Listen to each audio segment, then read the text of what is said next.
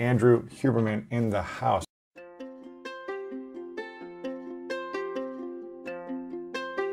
So, you know, when you want to learn something new like Spanish or a new physical skill, your mind shifts over, the forebrain comes on and says, okay, we're going to pay attention to things, and now what am I doing? And I get so tired, and we start doing evaluative stuff to other people, to ourselves, and you can start using all sorts of examples like, wait, you know, I was a professional athlete in your case, or I want to be clear, I was never a professional athlete, but you were a professional athlete, you've been successful in other regimes of life, but it still feels like effort, right? Yeah. And so, but that effort is because two things are happening. One is adrenaline, epinephrine is being released, so it doesn't feel great. It's not fun. It's like, And then, in addition to that, by bringing focus to something, you're recruiting a neuromodulator called acetylcholine, which is the molecule of focus. Now, it's important. Which takes energy and effort. It takes energy and effort. You feel it in your body and in your brain. And it tends to highlight, acetylcholine will highlight the areas of your brain that are active during that learning phase when the teacher's talking or you're talking and making that effort. It's paying attention to how you're moving your mouth, what it sounds like to you, feedback cues, and it's marking those brain areas for change.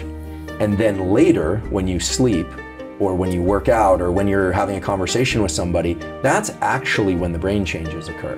So not during the actual activity. That's right. It's when you're not doing the activity, resting or recovering, when it starts to expand, or that's when right. It starts to it's grow. When so neuroplasticity, which is the brain's ability to change in response to experience, and is the main way in which we go from deliberate action, duration, path, outcome stuff, to reflexive action and thought. That process has two parts. One is the trigger, which is in adults is triggered by focus and attention and even a heightened state of agitation. The more frustrated you feel, the more you're actually triggering learning. It's saying this is important, this is important.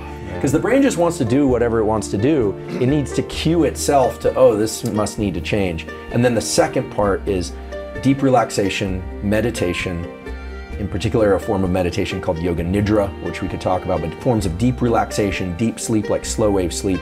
That's when the connections between neurons, called synapses, actually get stronger.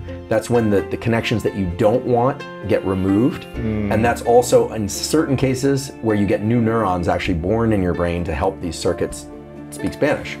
This is why in sports growing up, I remember I would go to like basketball camps in the summer and I'd always learn new footwork. And I always just wanted to be like the fancy guy doing like whatever, finger roll layups or something as a kid, but then we would go to these basketball camps and we'd just work on the fundamentals and the footwork and like all this different stuff. And I remember being in the moment, it being very frustrating and challenging. I was like, I don't get this. And I would suck at it. But then the next day I would come back and I would all of a sudden like have it after a few times of doing it. But I never learned how to do it in the moment. It was always like, okay, I may have got it once, but then I fumbled on it. It was the next day or the next few days where it's like, oh, I can do this. It just shows up. It shows up. It just shows up. And that's because when the mind is able to relax, it's then making the connections on how to do that thing. Yeah, so in deep sleep and rest is when the connections actually get built up. It's sort of like with resistance training, right? The gym is a little misleading, resistance training, because people get the famous pump, and so they get a visual glimpse into what they might look like later. But then of course it goes back down, right? But actual hypertrophy, the enlargement of the muscle fibers and the strengthening of the neural connections to those fibers is later when you sleep. So it's the same thing with neuroplasticity. Yeah.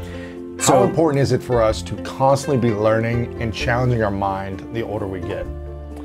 Well, I believe it's very important for living a full life.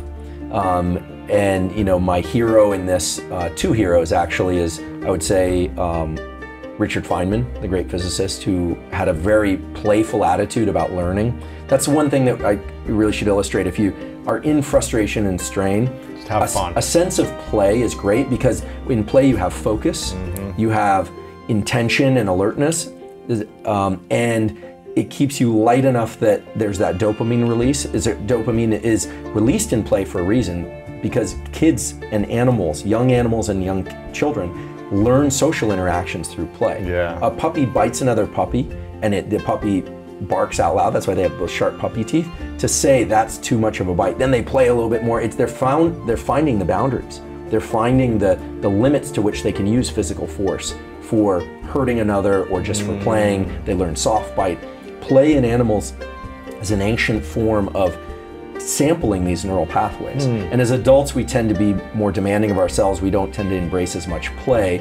Richard Feynman is somebody who really incorporated a lot of play into his adult life. He learned how to, in addition to being a Nobel Prize winning physicist, he also played bongo drums. He learned how to sketch and paint late in his life. He did float tanks. He was kind of a wild man, but he had a lot of fun, and he was a lifetime learner. So I think it's important because it's a great way to learn dopamine release, and it's a great way to expand one's experience of life.